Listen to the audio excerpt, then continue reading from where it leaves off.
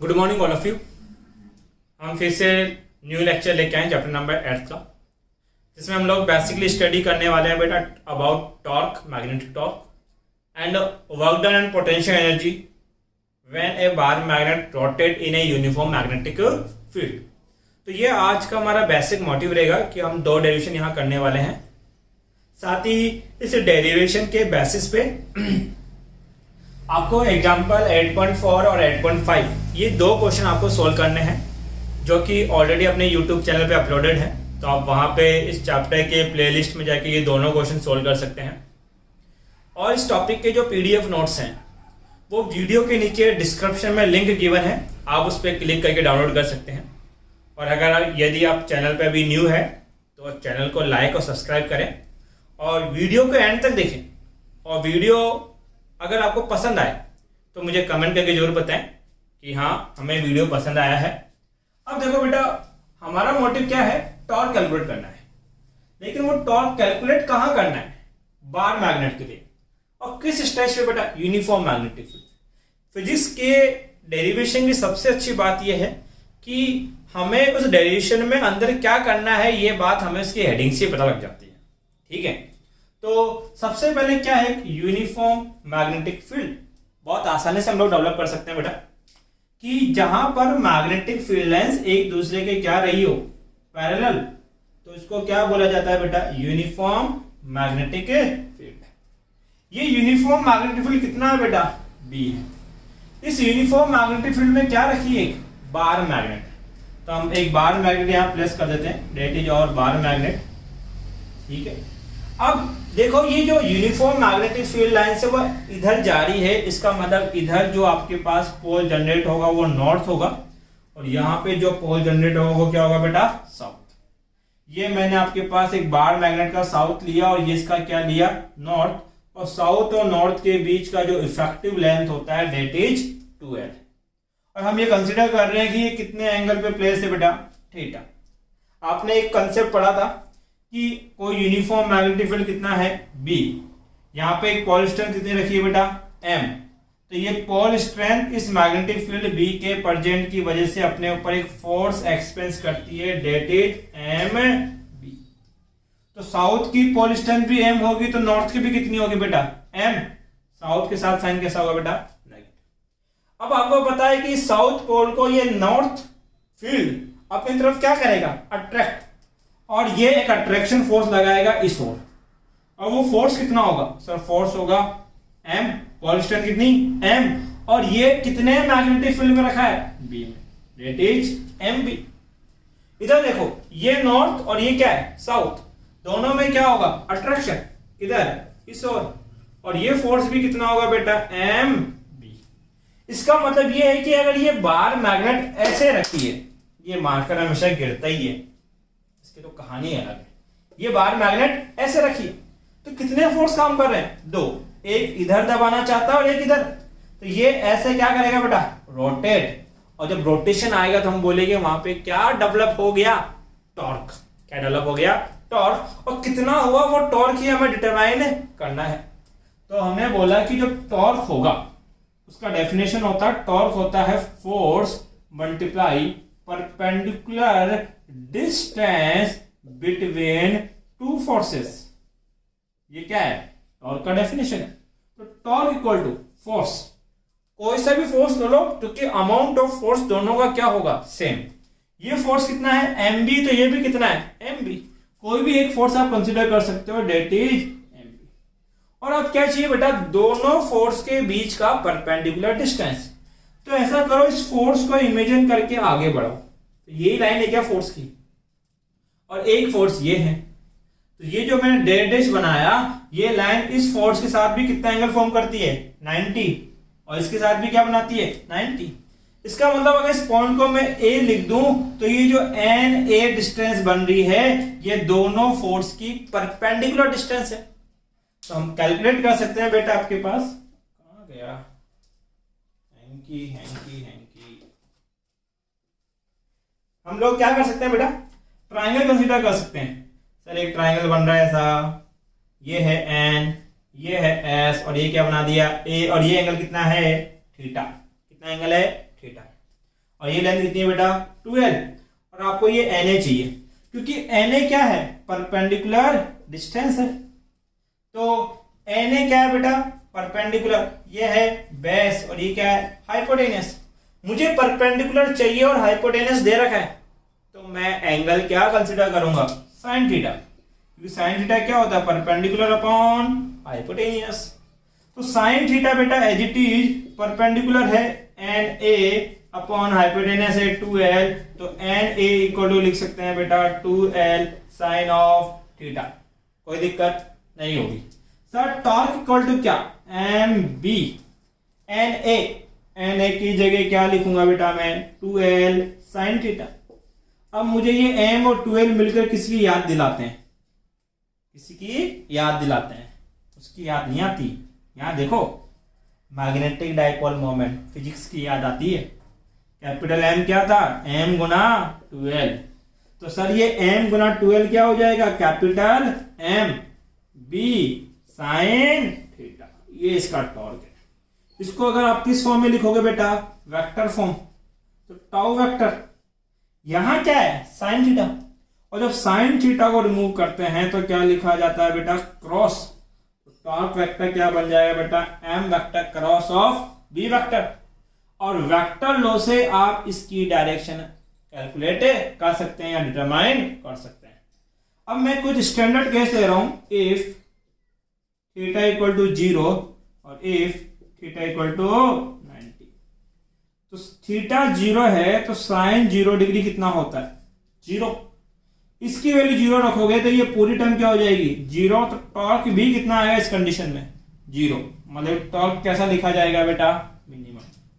If theta equal to 90, sine 90 क्या होता है 1, और साइन में 1 उसकी मैक्सिमम वैल्यू है, मतलब कि अगर ये मैक्सिमम है तो ये भी क्या होगा मैक्सिमम। इसका मतलब टॉर्क मैक्सिमम किसके बराबर होता है, एम बी के। तो ये दो कंसेप्ट हमने पढ़े, एक बार इसका बेटा आप स्क्रीनशॉट ले लो, उसके बाद में हम लोग वर्क डन या पोटेंशियल एनर्जी डिटरमाइन करते हैं इसकी।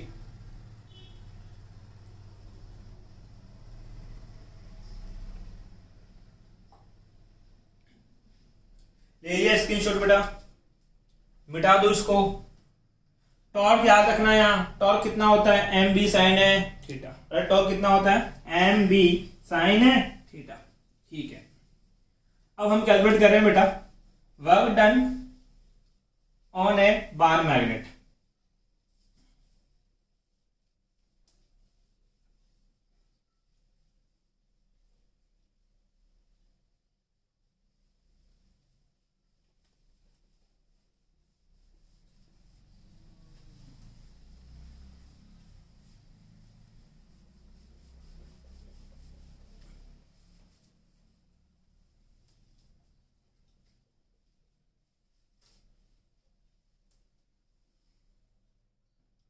ध्यान दीजिए बेटा, work done when bar magnet rotate in uniform magnetic field. आपके पास क्या है बेटा, एक uniform magnetic field.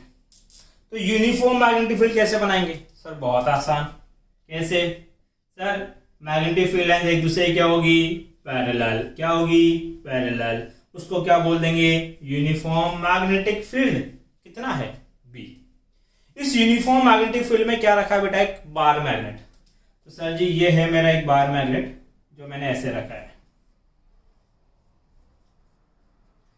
Magnetic field line यहां से निकल रही है, मतलब इधर क्या होगा नॉर्थ पोल, और यहां एंटर कर रही है तो इधर क्या होगा बेटा साउथ पोल। ये बार मैग्नेट है और ये इनिशियल में थीटा 1 एंगल पे रखा है। कितने एंगल पे, थीटा 1 एंगल पे रखा है। ये इसका साउथ और ये इसका क्या है नॉर्थ। अब कुछ टाइम पीरियड बाद इस पर टॉर्क लगेगा और टॉर्क की वजह से ये बार मैग्नेट ऐसे टिल्ट हो जाएगा, घूम जाएगा, मतलब पोजीशन ऑफ बार मैग्नेट क्या हो जाएगी बेटा चेंज। अब बार मैग्नेट ऐसे आ गया, ये साउथ ये नॉर्थ, और अब बनने वाला एंगल कितना हो गया थीटा 2, ठीक है। बार मैग्नेट की पोजीशन क्या हो गई बेटा चेंज, ऐसे आ गया, ये ध्यान देना साउथ और ये एंगल कितना हो गया बेटा θ2 आपके पास। अब ये बार मैग्नेट θ1 से θ2 रोटेट किया, तो इस रोटेशन में इसको कुछ वर्क करना पड़ा, या हमने इसको घुमाया तो हमने इसके ऊपर क्या किया, कुछ वर्क किया। तो कितना वर्क करना पड़ा, वो वर्क ही हमें कैलकुलेट करना है। अब देखिए, हम ऐसा मानते हैं कि यहां से लेके यहां तक इसने एक स्मॉल एंगुलर डिस्प्लेसमेंट किया, मतलब बहुत छोटे एंगल पे घूमा, और वो कितना था बेटा d θ आपके पास था। अब एक चीज कंसेप्ट आप लोग समझो, आपने ये पढ़ा है कि सर ये कोई बॉक्स है, क्या है, एक बॉक्स। इस बॉक्स पे आपने क्या लगाया, फोर्स, और फोर्स लगाने से ये बॉक्स थोड़ा सा डिस्प्लेस हो गया। कितना डिस्प्लेसमेंट कर दिया बेटा आपने, dx। तो इस बॉक्स पे फोर्स लगा के जब आपने इसको लीनियरली डिस्प्लेस किया, तो इसको डिस्प्लेस करने में आपको कुछ क्या करना पड़ा, वर्क। और वो वर्क डन कैसा होगा बेटा, dw, और वर्क डन क्या होता है, फोर्स मल्टीप्लाई बाई डिस्प्लेसमेंट। ये जो वर्क डन है ये लीनियर वर्क डन है। कैसा वर्क डन है, लीनियर। लेकिन जब रोटेशन निकालते हैं, क्या निकालते हैं बेटा, रोटेशन। मान लेते हैं ये कोई ऑब्जेक्ट है और ये इसका रेडियस है सर्कल का, और यहां पे कोई ऑब्जेक्ट रखा है। इस ऑब्जेक्ट को मैं यहां से यहां मूव कराना चाहता हूं, तो अब सर्कल पे मूव कराने के लिए आपको फोर्स नहीं चाहिए, आपको कौन चाहिए, टॉर्क। इसका मतलब जो बिहेवियर लीनियर मोशन में फोर्स का है, वो बिहेवियर रोटेशनल मोशन में किसका है बेटा, टॉर्क का। अब ये लीनियर मोशन में क्या होता है, डिस्प्लेस, जहां पे आता है डिस्प्लेसमेंट, और ये ऑब्जेक्ट यहां से यहां आएगा तो यहां पर क्या होगा, एंगुलर डिस्प्लेसमेंट। मतलब कि जैसा बिहेवियर यहां पे dx का है, वो बिहेवियर यहां किसका है बेटा, d θ का है। तो यहां पे रोटेशनल में वर्क डन का फॉर्मूला क्या बनेगा, सर वर्क डन होगा फोर्स की जगह टॉर्क, और डिस्प्लेसमेंट की जगह एंगुलर डिस्प्लेसमेंट। तो हमें पता है कि अगर आप स्मॉल d θ पर रोटेट कर रहे हो तो वर्क डन कितना होगा, टाउ d θ। ठीक है, then work done equal to, जब एक बार मैग्नेट यूनिफॉर्म मैग्नेटिक फील्ड में रखा होता है तो टॉर्क कितना अप्लाई होता है, mb sin θ। ये अभी जस्ट हमने निकाला बेटा, तो टॉर्क की जगह क्या रख देंगे अब, mb sin θ ऑफ d θ। मुझे कंप्लीट टॉर्क चाहिए या कंप्लीट वर्क डन कैलकुलेट करना है, तो dw को w में कन्वर्ट करना पड़ेगा, और इसके लिए मैं बहुत साइड क्या करूंगा बेटा, इंटीग्रेशन। इधर क्या हो जाएगा, 1 dw का इंटीग्रेशन कितना, w। यहां इंटीग्रेशन किसके रेस्पेक्ट में कर रहे हो, d θ, और d θ के रेस्पेक्ट में mb क्या है, कांस्टेंट। कांस्टेंट को कहां बेटा, बाहर निकाल देंगे। इंटीग्रेशन ऑफ क्या बचेगा, sin θ ऑफ d θ। ठीक है आपके पास। अब ध्यान दो, यहां पर वेरिएबल कौन है, d θ, और d θ की यहां कौन सी लिमिट आती है, इनिशियल, और यहां पे फाइनल। तो इनिशियल में ये एंगल कितना था, θ1, बाद में कितना हो जाएगा, θ2, तो लिमिट रख देना θ1 से θ2। Then work done equal to कितना बेटा, mb sin θ का इंटीग्रेशन क्या होता है बेटा, माइनस के cos θ, और लिमिट चढ़ी θ1 से θ2। माइनस साइन बाहर निकाल देंगे, ये माइनस बाहर आ गया, तो वर्क डन कितना हो जाएगा, माइनस के mb। लिमिट कैसे ओपन करते हैं, sir upper limit minus lower limit. अब cos थीटा की जगह क्या रखेंगे बेटा, θ2, माइनस थीटा की जगह θ1। माइनस साइन वापस अंदर मल्टीप्लाई करो तो वर्क डन कितना आएगा, सर वर्क डन आपके पास होगा mb। अब ये प्लस हो जाएगा cos θ1, और ये माइनस हो जाएगा माइनस के cos θ2। इसका मतलब जब किसी बार मैग्नेट को यूनिफॉर्म मैग्नेटिक फील्ड में θ1 से θ2 तक रोटेट करवाया जाएगा, तो वहां पे जो वर्क डन होगा वो कितना होगा, mb cos θ1 माइनस cos θ2। अब देखो यहां से एक बहुत इंपॉर्टेंट बात हमें कैलकुलेट करनी है, और वो बात है बेटा इस बार मैग्नेट की पोटेंशियल एनर्जी के बारे में। इसके बारे में पोटेंशियल एनर्जी, एक चीज समझो, जितना वर्क करोगे उतनी एनर्जी उसमें क्या होगी, स्टोर होगी। इसका मतलब ये वर्क डन ही आगे जाके क्या बन जाता है, पोटेंशियल एनर्जी। तो पोटेंशियल एनर्जी का फॉर्मूला भी यही होता है, mb cos θ1 माइनस cos θ2। अब इसके बेटा तीन स्पेशल केस हैं। सबसे पहले एक स्टैंडर्ड केस लेते हैं हम लोग, स्टैंडर्ड केस। और स्टैंडर्ड केस में क्या बोला गया है कि θ1 स्टार्ट करता है π/2 से, मतलब कि ये पहले ऐसे वर्टिकल रखा था, जो बार मैग्नेट था वो ऐसे वर्टिकली रखा था आपके पास, तो θ1 कितना बनेगा π/2। और वर्टिकल रखने के बाद ये θ एंगल घूम गया, मतलब θ2 कितना ले लिया गया θ। उस कंडीशन पे एनर्जी कितनी होगी सर? एनर्जी का फॉर्मूला होगा mb cos θ1 cos π/2 minus cos θ2, θ2 की जगह क्या रख देंगे θ। अब ये cos 90 है, cos 90 कितना होता है बेटा 0, ये तो 0 हो गया, तो बताओ एनर्जी कितनी होगी माइनस के mb cos θ। Very important. अब इस एनर्जी के फॉर्मूले को देख के बताना है कि किस कंडीशन पे हमारा बार मैग्नेट ज्यादा स्टेबल होगा और किस कंडीशन पे ये अनस्टेबल होगा। तब थीटा की पॉसिबिलिटी देते हैं। If theta equal to 0, if theta equal to 90 और इफ थीटा इक्वल टू 180। सुनना, cos थीटा 0, cos 0 कितना 1, cos थीटा 0 तो cos 0 डिग्री होता है 1, यहां 1 लिखोगे तो एनर्जी कितनी आएगी -mb। cos 90 होता है बेटा 0, ये 0 तो पूरी टर्म क्या हो जाएगी 0। और cos 180 होता है बेटा -1, कितना -1, यहां -1 रखोगे माइनस माइनस मल्टीप्लाई होगा, क्या लिखा जाएगा बेटा आपके पास प्लस, तो एनर्जी कितनी बन जाएगी बेटा प्लस का mb। अब ये एनर्जी के 3 स्टेज आ गए आपके पास। एक बार एनर्जी है -mb, एक बार एनर्जी है 0, एक बार एनर्जी है mb। अब इन एनर्जी की वैल्यू को देख के बताना है कि कौन सी एनर्जी स्टेबल कंडीशन की और कौन सी अनस्टेबल की। ये चीज आपको पता लगे इसके लिए एक छोटा सा एग्जांपल देते हैं। एक एग्जांपल देता हूं बेटा, मान लेते हैं ये 2 बच्चे हैं, ये 2 बच्चियां ले लेते हैं हम लोग। एक का नाम क्या माने, क्या लें लड़की का नाम, चलो एक का नाम है आयुषी, दूसरे का नाम है निशु। तो कितने बच्चे हैं 2। अब ये जो आयुषी नाम की लड़की है, इसने लोगों से पैसा उधार ले रखा है। पैसा उधार ले रखा है, इसका मतलब कि इसके पास जो पैसा वो कैसा है नेगेटिव पैसा है, ठीक है। और ये जो निशु नाम की लड़की है, इसके पास जेब में मान लेते हैं 10,000 रुपए हैं। कितने हैं 10,000 है। ये भी अपने घर बैठा है, ये भी अपने घर बैठा है, चलिए बैठिए, घरे बैठिए। अब मुझे ये पता करना है कि इन दोनों में से घर पे कौन बैठा रहेगा। जो घर पे बैठा रहेगा वो मेरे लिए स्टेबल है, और जो मार्केट में घूमता रहेगा वो मेरे लिए क्या है अनस्टेबल है। अब इसने मार्केट से पैसा उधार ले रखा है, क्या ये मार्केट में जाने की कोशिश करेगी? नहीं। क्यों? मार्केट में गई तो लोग इससे पैसा मांगेंगे, तो ये अपने घर पे छिपी रहेगी, मतलब ये घर पे रुकी रहेगी, घर पे रुकी रहेगी, मतलब ये हमारे लिए क्या है स्टेबल। अब ये निशु है, इसके जेब में 10,000 रुपए है, तो ये क्या सोचेगी 10,000 का मैं करूं क्या? तो वो मार्केट में अलग अलग शॉप पे जाएगी, अलग अलग क्या जाएगी शॉप पर। तो हम बोलेंगे कि ये कैसी बंदी है अनस्टेबल, ये एक शॉप से दूसरी शॉप पे जाएगी। इसका मतलब जिसके पास एनर्जी पॉजिटिव है वो तो क्या है अनस्टेबल, और जिसके पास एनर्जी नेगेटिव में है वो क्या रहेगी बेटा स्टेबल। अब आपके पास 3 एनर्जी है, एक है पॉजिटिव एनर्जी और एक क्या है नेगेटिव।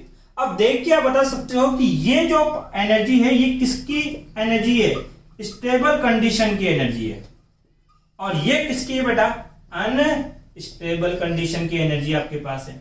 तो ये हम बोल सकते हैं कि U = -mb, जब थीटा कितना रहेगा 0, तब आपके पास बार मैग्नेट कहां होगा स्टेबल कंडीशन पे, क्योंकि उसके पास एनर्जी नेगेटिव में होगी, वो रोटेट ही नहीं कर सकता। जबकि यहां पर थीटा = 180, इस कंडीशन पे एनर्जी कितनी होगी mb, और वो क्या रहेगा बेटा अनस्टेबल, क्योंकि एनर्जी ज्यादा है, वो उस एनर्जी के थ्रू रोटेशन चाहता है, तो वो कौन सा कंडीशन होगी बेटा अनस्टेबल। एक बार आप इसका बेटा स्क्रीनशॉट ले लें, और अगर इस टॉपिक से रिलेटेड आपका कोई डाउट रहता है तो आप मेरे से कमेंट बॉक्स में पूछ सकते हैं बेटा। Thank you.